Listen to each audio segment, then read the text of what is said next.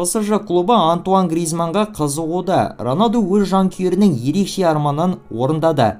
Мбаппе осы жазда ПСЖдан ешқайда кетпейтінін жеткізді. Осы және өзге де қызыққа толы футбол жаңалықтары біздің бүгінгі видеода. Әрбір жаңадан тіркелген көрермендеріміз және де бізге қолдау танытып жатқан жазылушыларымызға үлкен алғыс білдіреміз. Келесі видео шыққанға дейін 1000 лайк санын жинап тастайық. Сіздердің әрбір басқан лайктарыңыз өте маңызды. Жаңа көрермендерімізден сұрайтынымыз біздің арнаға жазылып, қоңырау түймешесін басып қоюда ұмытпаңыздар. Ендеше біз бастаймыз. Миландық Интер клубы Лационы сербиялық жартылай қорғаушысы Сергей Милинкович-Савичке қызығушылық білдіруде, деп хабарлайды La Gazzetta dello Sport баспасы. Мәліметтерге сәйкес Нерадзулилік ұжым футболшыны осы жазда өз қатарларына қосып алулары мүмкін. Интердің сапында сербиялық ойыншы басқа көптеген командалар қызығып отырған жартылай қорғаушы Марцело Брозовичтің орнын алмастырушы атануы ықтимал. Ағымдағы маусымда 47 кездесудің қатысушысы болған Савич 11 голды соғып, және 8 голдық пас жасап ерекшеленген. Оның итальяндық клубпен келісім мерзімі 2024 жылдың жазына дейін негізделген.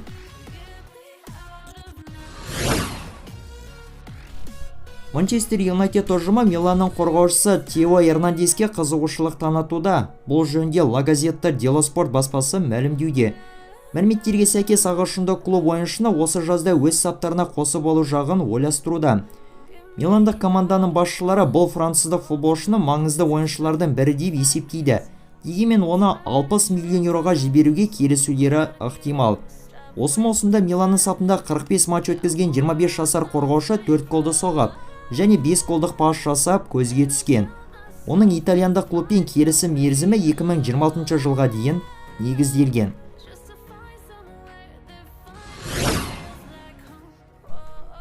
Немістік жаттықтырушы Юлиан Нагельсман Пари Сен-Жермен командасының жаңа бас бапкері болмайтын болып шешілді. Великий баспасының мәліметіне сәйкес Парижді клуб пен неміс бапкері арасындағы жүргізілген келіссөздер ешқандай нәтиже бермеген. Осы себепті де тараптар келісім шарттан бас тартқан екен.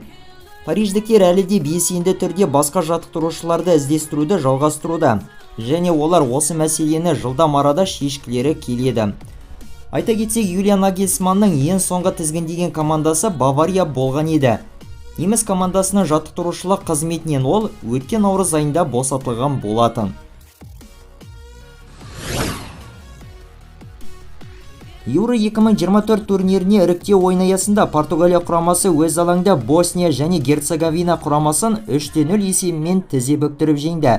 Португалдықтарға Бернарду Силваның голы, сондай-ақ Бруно Фернандештің жасаған дублі жеңіс әкелді.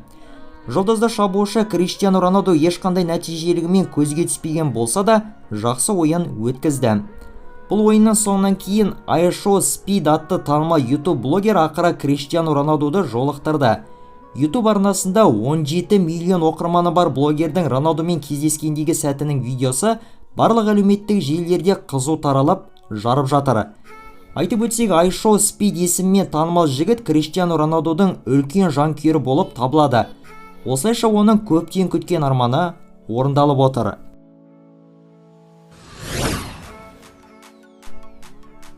Француздық шабуылшы Килиан Мбаппе басқа командаға ауысуы мүмкін деп таралған соңғы кездердегі ақпаратқа байланысты ПСЖ клубы оның орнын алмастырар ойыншыларды іздестіріп табуға тырысуда. Марка басылымының ақпаратына сүйенсек, париждіктер Атлетиконың шабуылшысы Антуан Гризманға қызығушылық танытуда. Алайда дегенмен испандық команданың бас жаттықтырушысы Диего Симеоне жұлдызды ойыншымен қош айтысуды қаламайды. Сонымен қоса француздық футболшының жеке өзі де Мадридтік клубтың сапынан кету жайында ойланбауда. Аяқталып мәресіне жеткен маусымда Гризман 48 матчқа қатысып 16 голдың және 19 нәтижелі пастың авторы атанған.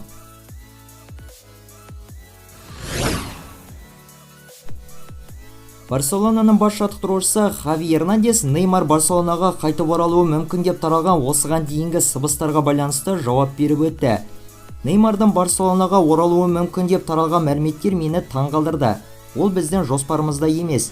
Иә, ол маған ұнайды, бірақ біздің мақсаттарымыз мүлдем бөлек. Деп жеткізген екен Хави Эрнандес Mundo Deportivoға жеткізген сұхбатында. Қазіргі кезде алған ауыр жарақатынан әлі де емделуді жалғастырып жатқан ойыншы Барсаның сапында бұрында 2013 пен 2017 жылдар аралығында өнер көрсеткен еді.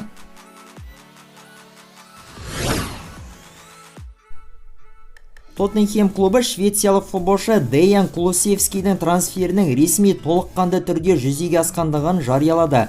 Лондондағы ұжым 23 жастағы ойыншыны Ювентус клубынан 30 миллион еуроға сатып алып, тараптар 2028 жылға дейінгі жарамды келісім шартқа отырған. Айтып өтсек, жартылай қорғаушы Тоттенхемнің сапына 2022 жылдың қыс айында Ювентус командасына жалға ауысып келген болатын. АПЛ-дың өткен маусымда жартылай қорғаушы 30 матчқа қатысып, 2 гол және 7 нәтижелі пасты еншілеген.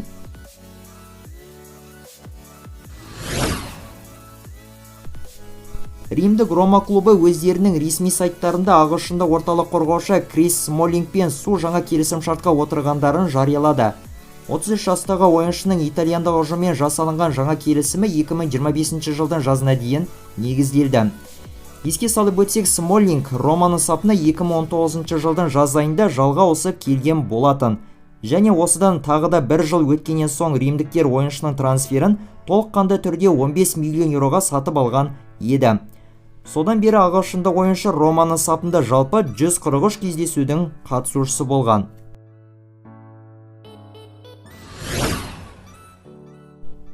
Мадридтік Реал Интердің аргентиналық шабуылшысы Лаутаро Мартинеске қызығушылық білдіруде, деп мәлімдеуде Sport.es баспасы. Мәліметтерге сәйкес, Мадридтік клуб ойыншыны осы жазғы трансфері терезеде қатарларына қосып алу нұсқасын қарастыруда. Командадан Карим Бензема кеткелі бері патшалық ұжымға жаңа мықты шабуылшы ауадай қажет. Негізінен олар Харри Кейнге басты назарда аударып отыр. Ағымдағы маусымда 25 жастағы Лаутаро Мартинес 27 ойынға қатысып 28 голды соғып, және 11 голдық пас жасап көзге түскен. Оның итальяндық клубпен келісімі 2026 жылдың жазына дейін негізделген.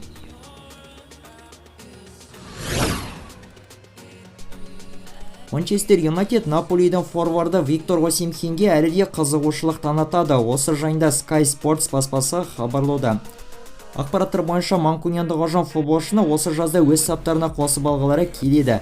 Дегенмен манчестерліктерге Осимхенді алу өте қиын болады. Өйткені неаполитандықтар оның құнын 150 миллион еуроға бағалап отыр. Осының алдында ғана ағылшындық ұжым Тоттенхемнің шабуылшысы Харри Кейнді алу ойларынан айнып қалған еді. Енді олар басты назарды дәл осы Осимхеннің трансферіне қарай аударулары ықтимал. Аяқталған маусымда 24 жастағы футболшы барлық сайыстарда 39 матч өткізіп 31 гол және 5 голдық пасты еншілеген. Оның Наполимен келісім шарты 2025 жылдың жазына дейін жарамды. PSG шабуылшысы Килиан Мбаппе Парижді команданың сапынан осы жазғы трансферлік терезе кезінде ешқайда кетпейтінін айтып жеткізді. PSG-да қалу менің мақсатым екендігін осыған дейін айтқан болатынмын. Бұл дәл қазіргі сәттегі жалғыз нұсқа. Мен клуб үшін жаңа маусымда ойнауға дайынмын. Не себепті мен қалғым келеді, бірақ неліктен келісім шартты ұзартпаудамын. Бұл жерде ештеңені де түсіндірудің қажеті жоқ. Адамдар кез келген нәрсені айта береді, бірақ оларда ешқандай да ақпарат жоқ. Мен өзімнің не істеп жатқанымды білемін, және бұнда ешқандай да мәселе жоқ, деп жеткізген екен Килиан Мбаппе RMC Sport баспасына жеткізген интервьюінде.